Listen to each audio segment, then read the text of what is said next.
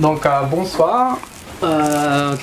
Aujourd'hui, on va parler un peu sur le parcours d'un chef de projet et quels sont les outils, quelles sont les formations.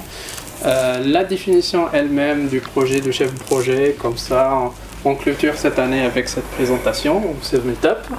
Bon, je me présente Yassine Ben Ali, chef de projet IT chez PP2S et support manager aussi. Et Myriam, support manager chez PP2S. En gros, Laurel et Hardy.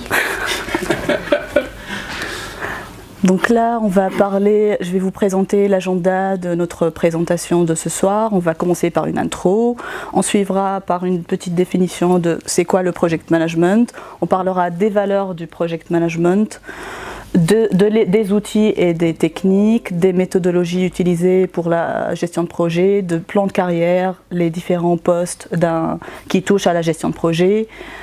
On parlera des certifs et formations et on finira par des statistiques.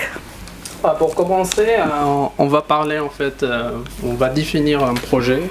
Un projet, c'est un ensemble de tâches indissociables qui ont une date début, date fin et qui vont avoir un coût pour les réaliser. Donc en gros, les trois termes utilisés certainement que vous connaissez, coût, ressources et time plan. Donc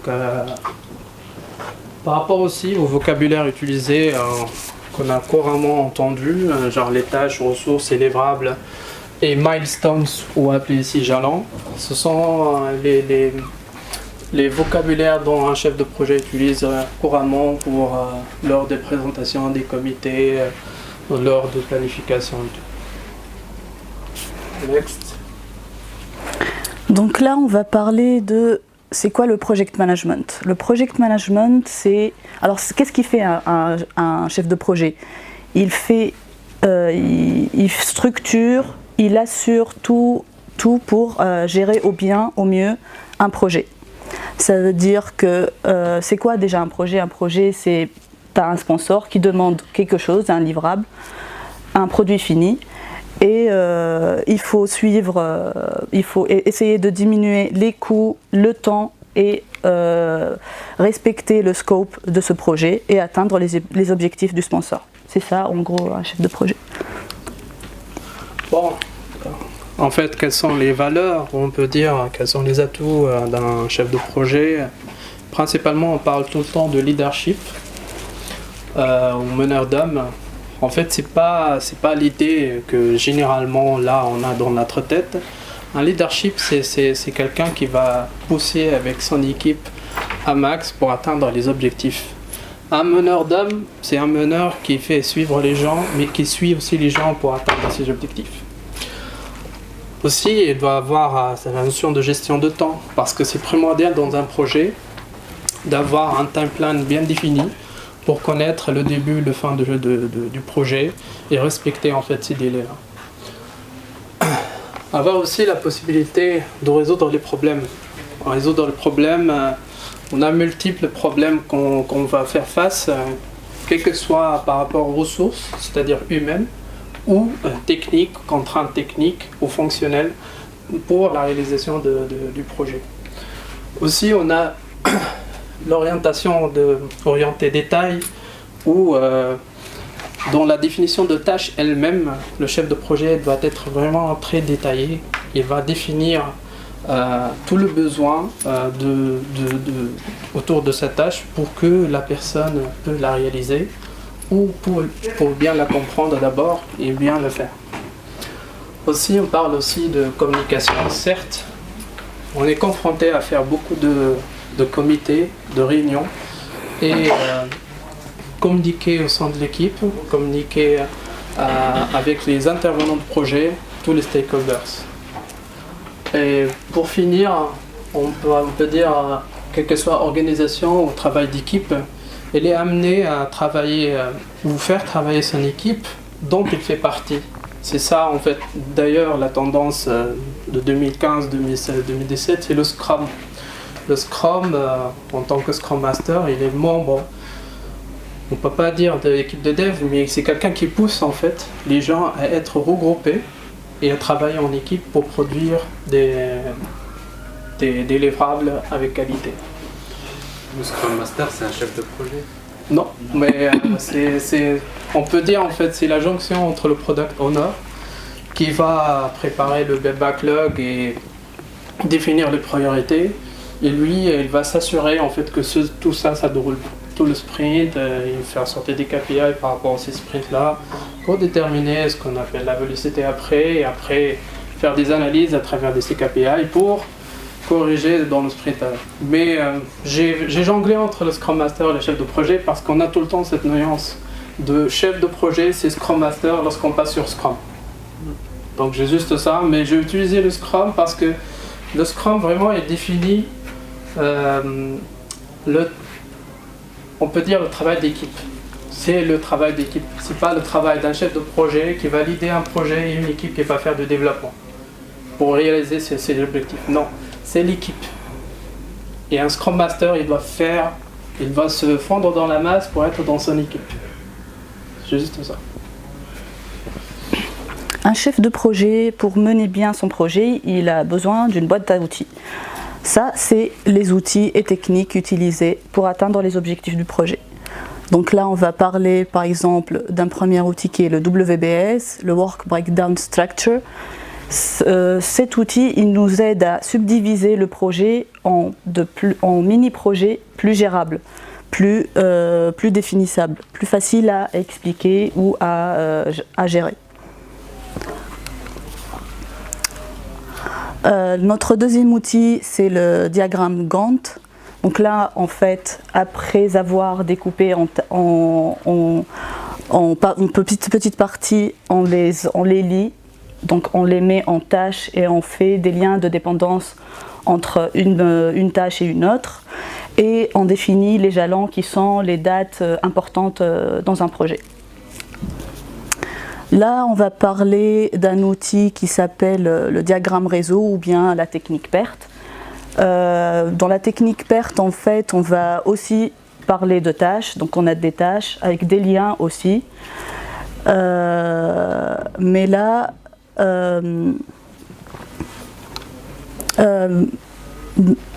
en fait, on met plus la notion de temps. Sur le diagramme PERT, on peut aussi définir le chemin critique. C'est l'ensemble de tâches qui sont indispensables à la réalisation d'un projet. Ça veut dire que c'est le minimum de tâches qu'on définit pour un projet. Et si une tâche a été retardée, tout le projet va être retardé. Ça veut dire que c'est pour ça qu'on l'appelle chemin critique. Il faut retarder aucune tâche de ce chemin. Le critical path, en fait, c'est une technique tout le temps presque utilisée sans qu'on soit conscient qu'on est en train d'utiliser. Toucher à un livrable qui fait partie de Critical Path, c'est-à-dire toucher à la réalisation du projet. Donc là, notre dernier outil, c'est le fait de mesurer l'avancement du projet. Donc là, on touche à la partie timing, la partie time de la gestion de projet. Et donc on mesure l'avancement, ça nous aide à mesurer l'avancement du projet et à mesurer le coût de ce projet. Pour résumer en fait les 3 derniers slides que Myriam a détaillé en fait ces techniques, en fait on a choisi. Je reviens. Ouais, on revient. Donc ici, là on parle du scope. Tu vas dire là on va parler du scope. Là on a parlé du scope management. Sur l'autre c'est le plan management. Et ici, l'autre c'est le cost ici management. on a parlé du cost management ou bien du time management. Voilà. En fait, on a choisi une des techniques parmi chaque partie de management. Un chef de projet, pour moi, c'est quelqu'un qui doit avoir du bon sens, il doit savoir négocier, il doit être limite un psychologue, il doit comprendre les ressources du projet, il doit bien gérer son temps, il doit bien communiquer. C'est plus, pour moi, il y a plus de connaissances humaines qui intervient chez un chef de projet plus que d'autres connaissances. Après, généralement, c'est quelqu'un qui a aussi un background technique ou métier ou autre, mais qui s'appuie dessus pour après pouvoir gérer au mieux des projets. Donc là, juste brièvement, on a plein d'outils qui touchent plein de sujets, le financement, la direction de projet. On utilise toujours des tableaux de bord pour voir l'avancement du projet, pour gérer les risques du projet, pour accompagner le changement, etc., etc. Là, on va parler des méthodologies utilisées pour la gestion de projet. On a plusieurs méthodologies, là c'est les principaux, hein, enfin on ne va pas tout lister. Je commencerai par les méthodos traditionnelles, c'est-à-dire, en gros c'est une méthode en cascade. On commence une tâche que quand on finit celle qui précède. Donc là on est vraiment sur un modèle très structuré, très figé, très carré. On définit les specs dès le départ, on ne touche à rien. Voilà, c'est vraiment une méthode traditionnelle comme son nom l'indique, ou en cascade.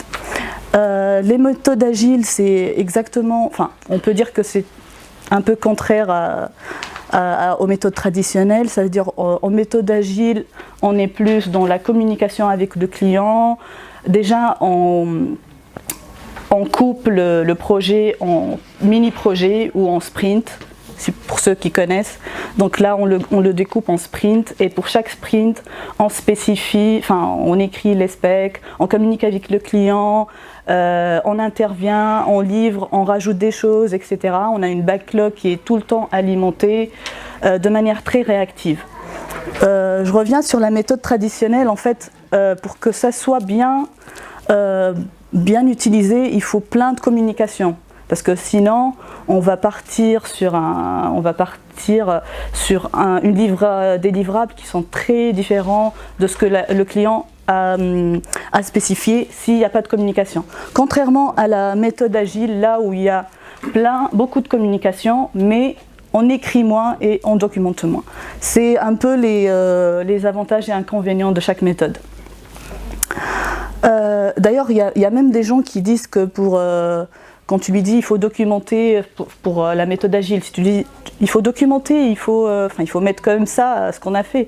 Ah mais non, mais c'est agile. Oui, mais ça ne veut rien dire, c'est agile, mais il faut documenter. Enfin bref. La méthode adaptative, elle est un peu entre les deux. Ça veut dire que il y a des specs, oui, mais on les améliore, on les change au fur et à mesure de la réalisation de notre projet. La méthode du chemin critique, là ça revient, donc on a déjà parlé du chemin critique, c'est exactement la même chose. En gros, tu as un schéma, tu as un ensemble de tâches qui sont liées avec des liens de dépendance.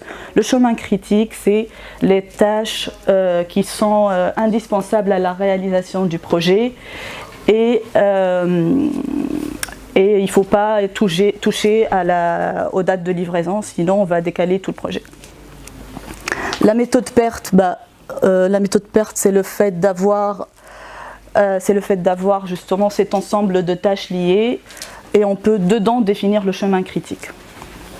La méthode PRINCE2, la méthodologie PRINCE2, en fait, sa spécificité, c'est qu'elle peut être utilisée sur n'importe quel projet, indépendamment de sa taille ou de sa spécificité, etc. Par exemple, pourquoi... Alors, il y a quelqu'un qui peut me dire, oui, mais c'est pas une spécificité, ok, enfin, c'est une méthode, elle peut être utilisée sur plein de projets. Ben non, parce que si on utilise l'agilité sur un projet de construction de bâtiment, sincèrement, je veux bien voir ce qui va se passer en fait. Le mec qui va te dire, rajoute-moi une fenêtre, oui, mais là j'ai fait un mur, oui, mais voilà, enfin, bref. PRINCE2, ça peut être utilisé sur plein de types de projets, indépendamment de leur taille, de leurs aspects, de l'environnement technique, etc. Oula, c'est quoi cette blague? Non, non, c'est PRINCE2, dès le départ ça a commencé avec une version 2, bon ben voilà, la version 1, je sais pas ce qu'ils ont fait, c'était brouillant je pense, voilà. Merci. La méthode Lean. La méthode Lean, alors ça c'est une méthode très connue qui a été inventée par Toyota, utilisée dans l'industrie. Cette méthode, en fait, elle consiste à réduire les budgets, réduire le budget, voilà, le tuer jusqu'à ce que... comment ? Non, Supply chain, c'est autre chose. Non. Lean. Ça, c'est Lean, c'est... C'est Stay Lean. En La fait. méthode des silos, Ouais, en fait, comme la Myriam a indiqué, c'est vraiment réduire les coûts à max. Et Stay Lean, on doit rester sur ce niveau de dépenses pendant un laps de temps et après on reprend. Est-ce qu'on redescend et on remonte? Est-ce que c'est le même principe pour supply chain, c'est minimiser les coûts? Ah, peut-être, mais en tout cas, Généralement, Lean, en fait, c'est connu par ça. Utiliser cette méthodologie pour la vente de la société. Oui. Ils appliquent ça pendant 2 ans ou 3 ans et après ils vendent la société. C'est tout le temps. Quand ils n'ont pas, quand ils ont pas de gains à prévoir, je pense qu'ils réduisent au maximum, ou bien pour essayer de augmenter le gain, en fait, c'est pour réduire le coût, ça vous aide à augmenter vos gains. Simplement. Ouais. En tout cas, Lean, ça veut dire maigre, donc voilà, il faut être amincir le projet au maximum. Et voilà. Voilà, en fait, c'est tout le temps une question, comment devenir un chef de projet, et une autre question, en fait, quelle est l'étape après.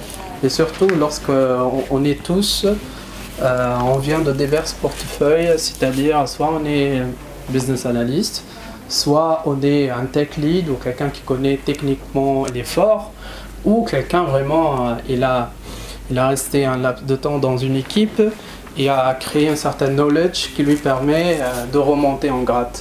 C'est tout le temps cette notion, mais j'ai synthétisé en fait un peu le parcours d'un chef de projet, le chemin normal, c'est-à-dire de commencer par un project officer. Project officer, en fait, ce que vous entendez à chaque fois, c'est PMO, c'est pas le chef de projet. PMO, c'est le project officer. C'est l'assistant de chef de projet. Il fait en fait les suivis. Il peut faire en fait des tâches de chef de projet. Ils sont très similaires, mais il est l'assistant du chef de projet. C'est pas le chef de projet.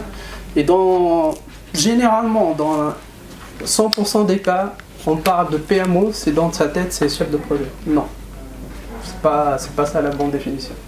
Donc le PMO, c'est le Project Officer, c'est l'assistant de chef de projet. Il est amené à faire des KPI, il est amené à faire des présentations, il est amené à faire le suivi de budget, il est amené à faire le suivi de livrable, mais il n'est pas considéré comme un chef de projet. Donc, il fait le même métier, sauf qu'il n'a pas la responsabilité. Il n'a pas la responsabilité. Genre, il est utilisé par le chef de projet dans des colonnes bien déterminées. Voilà. C'est pas l'assistant. C'est quelqu'un qui l'aide en fait. C'est quelqu'un qui l'aide pour faire les tâches. En fait, on peut dire maintenant actuellement, dans notre domaine, on parle souvent aussi de tech lead.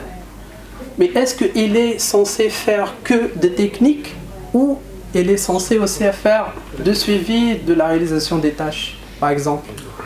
Les deux. Donc lui, c'est un PMO, c'est pas un chef de projet. Le chef de projet, il va utiliser le PMO pour faire, par exemple, je te donne un colonne bien déterminé. Suive-moi le budget, c'est-à-dire combien de jours on a consommé cette année, combien de jours on va consommer l'année prochaine. Quel est le deadline de cette tâche, quand elle sera réalisée. Lui, il va s'assurer que de cette tâche. Donc ça, c'est PMO. Mais tout le temps, lorsqu'on crie nos CV, lorsqu'on parle, on dit « Ouais, je suis PMO ». En fait, PMO, c'est pas un chef de projet, c'est le project officer. On le laisse tranquille, le PMO? Il y a deux orientations pour chef de projet. Soit un chef de projet pur, soit un chef de projet technique. Il fait chef de projet, gestion de projet, plus le technique. Il n'y a pas en fait chef de projet technique. Et c'est tout le temps, c'est un poste créé par la société en fait. C'est référent technique, mais... Voilà. En fait, dans la technique, on parle d'architecte. Le chemin de quelqu'un qui est fort techniquement, et qui est en fait, même fort techniquement, ça ne veut pas dire un tech lead. Fort techniquement, et aussi, il voit en fait toutes les autres frameworks. On parle de Java J2E, il ne doit pas regarder que Java J2E. Il doit regarder Angular, il doit regarder une nouvelle technologie. On parle de full stack, on parle de trucs nouveaux. Il doit être up-to-date. Bon, techniquement, ça veut dire en fait il couvre tout. Il doit essayer pour atteindre l'architecture compost. Reste le chef de projet.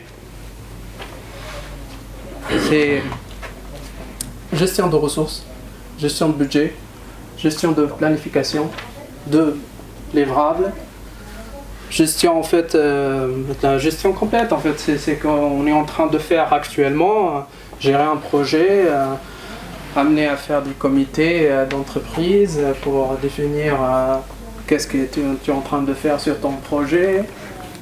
Voilà, gérer la partie ressources humaines, gérer la partie temps, gérer les parties cost, gérer le plan que tu as défini toi-même ou à l'aide d'un project officer pour atteindre les objectifs.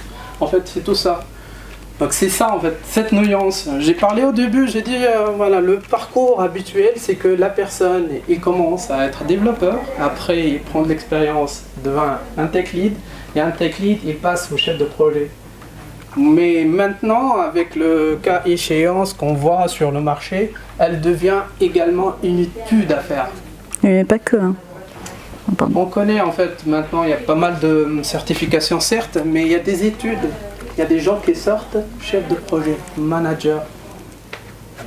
Donc, Ils ne connaissent pas le côté technique du jeu. zéro technique. Ça existe. Zéro technique. Non, ça existe chef de projet avec des compétences techniques. Certainement, ça c'est notre cas échéant. Mais C'est pas- que pas des études, moi maintenant en Même fait, des études. Oui, mais généralement, les gens qui peuvent Voilà, avoir d'accord. ce genre d'études, c'est des gens qui ont fait des études, par exemple, techniques Donc, ou des on va parler études de non, métier, et Non. après, ils rajoutent... Non. Non, pas du tout, non. non. Mon cas, Tu peux commencer par... Il n'a pas de connaissances techniques. Par exemple, moi je suis confronté à un truc actuellement. Je vais bientôt finir ma mission chez PP2S. Et j'ai le poste de chef de projet IT sur la migration d'un projet qui a coûté 1 million d'euros pendant 1 an et demi. Donc voilà, ça c'est mon actuel. Et toute mon expérience était sur la partie capital markets et banques. Est-ce qu'un chef de projet comme moi, maintenant je connais le front office et le back office. Si je veux faire du management, est-ce que je reste sur la partie où je connais, puisque techniquement je connais les protocoles, je connais les marchés, je connais en fait la métier, je connais tout, ou je dois attaquer sur d'autres périmètres, genre Bouygues Télécom, Engie. Donc un project manager, ce sont des outils que Mariam a exposés à utiliser sur n'importe quel projet et n'importe quel métier. Oui, mais toi, tu as une casquette technique, du coup, pour toi, même à rester... Oui, mais ça c'est le marché. projet télécom, ça reste toujours... Ça c'est le marché qui commande en J'étais fait. confronté à ça aussi. J'ai fait un point avec quelqu'un. J'ai fait un point avec quelqu'un et j'ai trouvé un énorme gap que je ne peux pas réduire. Mais ce que j'ai pu dire, c'est que ils ont besoin, dans la description, ils vont te dire on a besoin d'un planificateur, d'un coordinateur qui va parler avec les éventuelles équipes sur l'un des intervenants, les stakeholders du projet. Qui a des connaissances. Faire des reportings. Parmi la tâche la plus importante en fait d'un chef de projet, c'est le reporting au top management qui va vraiment donner un aperçu sur l'état d'avancement de son projet, la gestion de budget. Lorsqu'on dit budget, ça ne veut pas dire tout le temps c'est de l'argent, c'est des mandates essentiellement dans notre cas. Donc c'est tout ça. Donc vraiment, lorsqu'on était en train de préparer la presse, on n'a pas eu d'ailleurs beaucoup de temps, et aussi le fait, j'étais tout le temps confronté à cette question en fait. Le chef de projet, le parcours que j'ai connu, quel que soit lorsque j'étais dans un éditeur, ou quel que soit lorsque maintenant je suis dans un client, être un tech lead, le déteneur de knowledge, de la compétence, qui va passer au chef de projet. Mais il y a d'autres caractéristiques. C'est le leadership, c'est la communication, c'est la planification, c'est en fait être dans le détail. C'est tout ça. Mais tout ça, actuellement, sur le marché, il y a des personnes qui sortent directement chef de projet. Ni technique, ni business analyst, c'est-à-dire connaisseur de métier, genre le Swift qui passe de la banque vers une autre banque, je sais pas quoi, non. Il sort un chef de projet. Parce que 5 ans, il sort... Oui, mais Moi, je connais généralement quelqu'un, c'est des gens qui font au lieu de des écoles de sortir- commerce normalement. Voilà une bonne surprise pour toi. Le directeur PP2S tu n'as pas un background technique, ça sera vraiment un peu compliqué de gérer une équipe. Non, ça dépend. En fait, tu gères pas l'équipe. C'est une grande confusion, justement. Tu as le chef de projet et le chef d'équipe. Le chef d'équipe, il gère son équipe, donc il gère des ressources. Mais le chef de projet, il a un projet, donc il est limité dans le temps. C'est pas... Alors que le chef d'équipe, il est là tout le temps avec la même équipe, avec les mêmes ressources. C'est lui qui recrute. Bonsoir. C'est lui qui recrute, c'est lui qui gère cette équipe. Mais le chef de projet, il gère que le projet. Donc il peut avoir une équipe temporaire dans le temps. Ça veut dire qu'il peut avoir, par exemple, un junior qui l'aide ou un PMO qui l'aide pour faire les KPI ou deux juniors qui l'aident sur telle ou telle personne. Il aura aussi des contacts avec justement le chef d'équipe ou bien les chefs d'équipe qui sont impliqués dans son projet. Donc par exemple, si c'est un projet de migration, il va être en contact avec la personne qui est le tech lead de l'équipe technique, l'équipe métier, le chef de l'équipe DBA, le chef de l'équipe, etc. Donc il gère que le projet, il gère pas l'équipe. Pour finir en fait avec cette question, vous êtes tous à peu près, on est soit dans les banques ou assurances. Actuellement, qui sont les chefs de projet? Est-ce que ce sont des techniques ou Et ça dépend du projet. Ça dépend des projets et ça dépend des structures en fait. potentiellement ils sont des gars de métier? Les gars qui sortent de finance, en fait, ils ont étudié de la finance. C'est pas les gars comme nous, des IT. Par exemple, là actuellement, PP2S, peut-être tu le connais pas, mais presque le second big boss de PP2S, c'est un gars de 36 ans. Non, c'est pas Sofiane, non. Il est IT, lui. Il est au niveau de Eric Piel, lui. Donc, mais les gars, il est jeune. C'est un jeune, c'est pas un peu. Un jeune, mais à 36 ans, il chapeaute en fait, je crois, 3000 personnes. Et il vient pas totalement ni d'IT ni de finance. Ça dépend des cas, je pense. Ouais. Je dirais que ça dépend des cas. Pour passer en fait rapidement dans les slides dont Eva va vous transmettre, il y a les définitions exactes et bien définies. Non, on revient sur le schéma. Donc, un Il m'a projet engueulé. comme le PMO. Le project officer au PMO, donc il va créer son propre background et sa propre expérience pour devenir un chef de projet. Et la fameuse question, c'est ici, le business analyst. On a tendance toujours à entendre MOA, chef de projet. En fait, c'est presque ce chemin-là. Cette partie, en fait, métier, dans leur travail quotidien, c'est pas que préparer les cahiers de charges et les specs. C'est de définir de roadmap, en fait. Qu'est-ce qu'ils veulent et quand ce sera Livré. Donc, ils parlent planning. Donc, on a tendance à avoir des MOA chefs de projet, c'est-à-dire la personne connaît le métier et aussi a tendance à faire de planification, à préparer le budget, suivre le budget, faire le follow-up, le roadmap de livrables et tout. Donc, du business analyst vers un chef de projet, oui, ça existe même dans notre quotidien. Mhm. Maintenant, une couche assez supérieure, le senior project manager ou le programme manager. Programme manager, où les deux en fait sont pareils presque. C'est-à-dire, c'est quelqu'un qui va chapeauter un projet à la fois. Tout court. Alors, au-dessus de lui, un chef de projet qui va remonter et lui va faire des directives et des process pour que ça marche ensemble, genre dans un programme. Mon projet que j'ai chapeauté et fait partie de IT Programme 2020 de PP2S. C'est un ensemble de projets qui partent en même temps, qui vont aboutir en même temps. Et le rôle est très critique, surtout le programme manager et le project portfolio manager, parce qu'il va prendre des décisions critiques sur des solutions critiques ou politiques. Genre Macron, là, il a pété un câble, genre, il a ajouté une taxe, je sais pas quoi. Donc c'est une décision qui est capitale pour son suivi de budget, mais qui a un impact politique. Donc ce sont ces gens-là qu'on parle de project portfolio manager ou programme manager. Après, il y a une couche au-dessus. On parle plus ou moins orientation RH, le CEO ou le directeur général. Donc c'est ça vos limites si vous voulez faire le parcours de chef de projet. On passe encore, on a parlé de ça. Bim, encore. Programme. Pour le programme manager, aussi tous les projets ils ont le même but généralement. Donc celui qui va suivre, qui va être programme manager, pardon, ça veut dire que tous les projets ils auront le même but. C'est quoi le projet portfolio manager? En fait, c'est lui qui va donner plus de conseils stratégiques.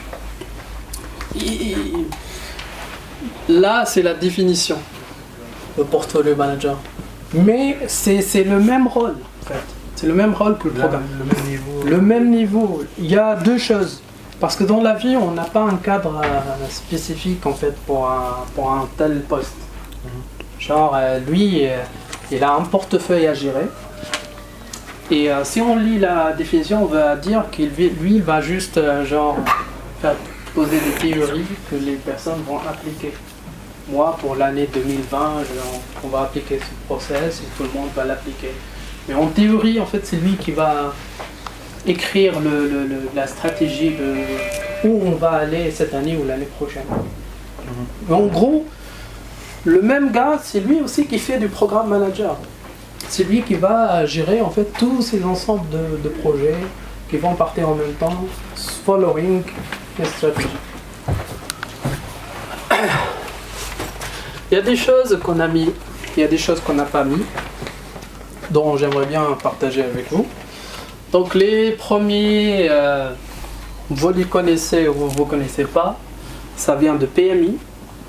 Donc le certificat, le fameux PMP. Là, le CAPM, Associate of Project Management, ça c'est le PMO. Ça, c'est le certificat pour définir le PMO. Le Project Management Professional, c'est le PMP. Donc j'ai passé l'examen et je l'ai raté. Donc bravo. Salut Jova. Donc après en fait les portfolio management, programme management, scheduling, management professionnel, en fait tout ça c'est du PMI. Il y a le Prince 2, no Prince 1. Et le Scrum Master, il s'appelle le Professional Scrum Master. Il y a le Product Owner aussi. Il y a le Developer Certification aussi. IPMA, c'est un truc qui s'appelle International Project Management Association. Et le Lean, c'est de Six Sigma. Aussi, être un leader, on dit tout le temps, c'est t'as ou tu n'as pas ça. Mais tu peux le travailler. Par principalement la communication. Comment communiquer aux gens. Et connaître l'autre avant que tu connais toi-même. Qu'est-ce que tu vas dire à cette personne. Et il y a une formation qui s'appelle PNL. C'est très intéressant. Il y a plusieurs niveaux à cette formation. J'ai fait 1 et 2. Et c'est très intéressant. Proto linguistique. En fait, c'était une formation qui aide à déjà comprendre que l'être qui est en face de toi, c'est un ensemble de valeurs, soit appartient à une société, appartient à une famille, appartient à une école, appartient à N d'autres choses. Et il te donne des techniques et comprendre aussi l'autre lorsqu'il communique. Pour manipuler les choses. On va dire négocier. Je ne vais pas venir là-bas, en fait, c'est la fin entre un médiateur. En fait, tu peux manipuler les gens. À la fin, tu peux manipuler des gens. Vraiment, il y a un niveau que tu peux manipuler les gens. On va dire négocier, peut-être c'est mieux pour la formation. Négocier, communiquer. Mais surtout, en fait, moi j'ai utilisé restons positifs. Pour mieux communiquer et avoir surtout parce qu'on est tout le temps, lorsqu'on communique, on a cette notion qu'on a compris déjà l'autre. avoir ces techniques de communication, entendre, regarder, genre un exemple, quelqu'un qui est auditif, il va regarder à droite, je crois, tout le temps. C'est-à-dire, c'est que lui, il est à toi, mais avec l'écoute seulement. Quelqu'un qui est visuel, il va bouger droite et gauche les yeux. Donc ce sont des techniques, non, je jure, et ça t'aide à bien communiquer, à bien transmettre. Il y a quelqu'un dans ton équipe, certainement, quel que soit vous avez travaillé avec ou travaillé, il est travaillé pour ton compte dans ton projet. Genre, il y a des gens qui sont tellement Têtu. et tu peux pas le cadrer, tu peux pas. Ce genre de formation, il t'aide à mieux comprendre cette personne et à mieux communiquer à cette personne. Et trouver le bon moyen de communiquer, c'est réussir à la fin. Donc, Finalement, c'est un ensemble de principes à étudier. Chaque jour, c'est pas des principes, mais il y a des techniques, il y a partie technique, il y a partie connaissance. Partie technique, ce que j'ai dit tout à l'heure, genre, quelqu'un qui écoute, donc essaye de continuer à parler avec lui. Quelqu'un qui regarde, essaie de visualiser. ce sont des principes. Quoi. En fait, c'est ça, c'est Stratégie. des stratégies, de telle façon, elles t'aident à faire transmettre ton message. Sinon, s'il te plaît, pour MBA, est-ce qu'on peut la classer parmi les formations pour gestion Pour MBA. le MBA. MBA, c'est genre la Rolls-Royce de project management. En fait, c'est le summum, voilà, c'est une étude déjà, c'est pas une certification. C'est parmi. C'est une master. C'est un master. C'est un diplôme. Et pour finir, aussi il y a le stress management, time management. C'est très important que lorsque vous aurez des opportunités de formation comme ça, faites-les, c'est très important. Et c'est trop cher. Driving, non, il y a Extinct qui paye. Il y a le driving par exemple de réunion, c'est primordial aussi. Un chef de projet, on passe, disons 40 à 60% faire des réunions, surtout ici. Donc driver une réunion, c'est primordial. Quand tu dis ici, c'est où? En France. Juste pour me localiser. Pas à la défense. On est sur la terre. Là, c'est la terre. Voilà, les statistiques sont positives pour nous, quel que soit project manager ou le futur project manager. Donc entre 2010 et 2020, on estime 15,7 millions de nouveaux emplois dans le monde, en tant que chef de projet, en tant que manager. Il y a de moins en moins de développeurs. Moins de développeurs, ouais. Parce qu'il y a des outils maintenant qui t'aident à développer tout seul. Tu fais des drag and drop et tu as ton code qui est généré. Donc, croissance à peu près de 12%. Généralement, avant, on parlait beaucoup de l'industrie et commerciale.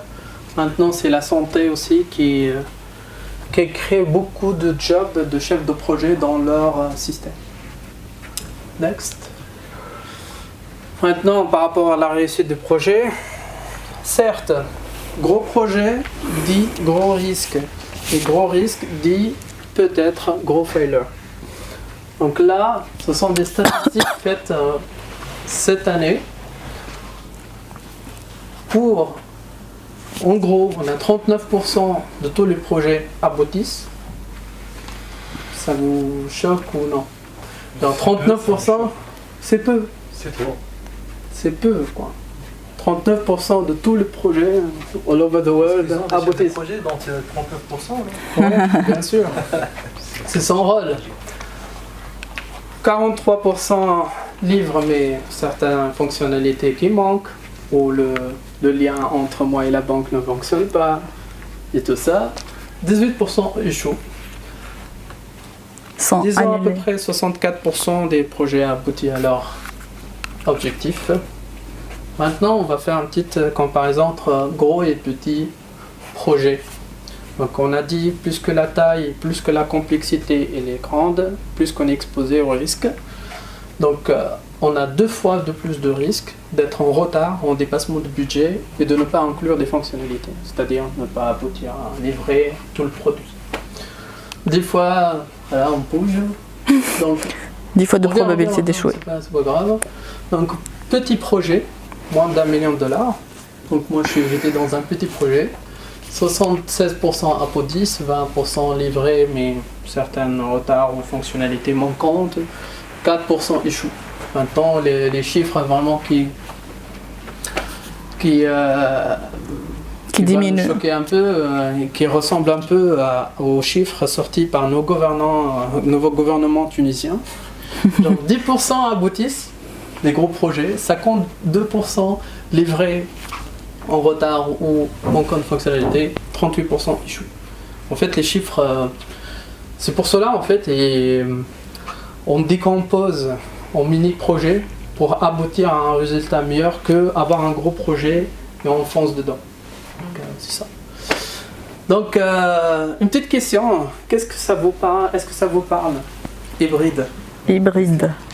Tesla. Tesla? Tesla, c'est dans l'électrique. C'est dans l'électrique. Hybride. Méthodologie. On a parlé beaucoup de méthodologie. Et on parle souvent, et la tendance les dernières années, c'était le monde de Scrum Agile. Il y a des tableaux partout dans les sociétés. Maintenant, la tendance de cette année et jusqu'à 2020, ce sont les méthodologies hybrides. Donc, potentiellement, on parle de Waterflow et Scrum. Donc ça, sera notre méthode de l'année 2019. On va parler des méthodologies hybrides. Et merci. Ouais.